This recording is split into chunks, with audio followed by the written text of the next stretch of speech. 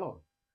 If you've come from an African setting, like from an African home, you will realize that obviously in-laws are very, very, important. At the same time, they can be quite dangerous.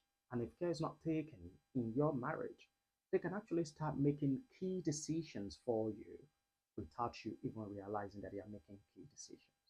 So in an African setting, we have in-laws kind of trying to interfere into the affairs of the marriage, trying to set standards like, okay, yeah, this is what happened during my home time.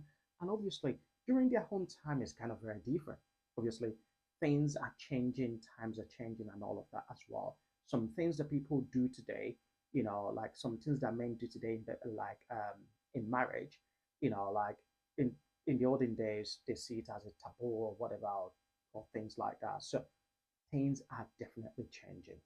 Now, there is a difference between when in-laws are trying to support you and then when they're actually trying to take control of your marriage. So you need to be able to distinguish between the two of them.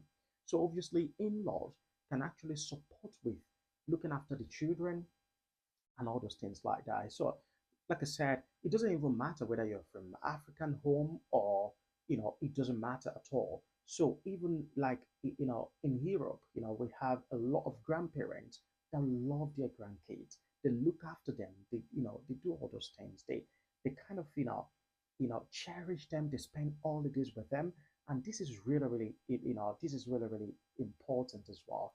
And obviously, what that does is that it gives the couples more time as well to spend more time, more quality time together in order to even rediscover, their love, their passion, and things like that as well. So this is really, really key.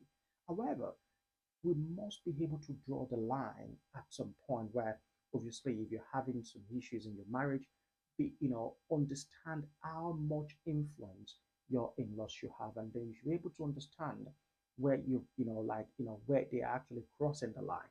Nobody should be making a decision for you in your marriage. You should be making that decision yourself.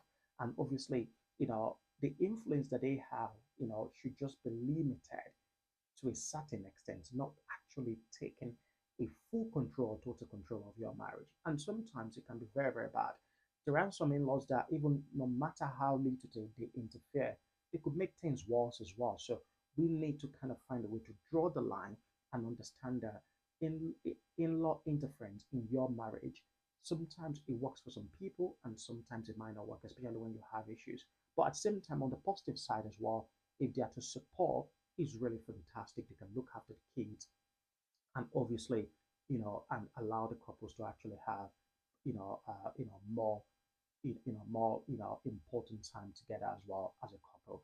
And then I'll be looking into the part two of the influence of in-laws in our marriage next week as well. But this is just like a sort of foundation, like is it support, or maybe interference. So obviously we need to kind of differentiate between when they are actually supporting us and when they are actually just interfering. We need to set that boundary and understand, okay, yeah, you know what, this is the limit. I mean, this is the maximum which you can go when it comes to my marriage. God bless you, and then I'll speak to you again next week.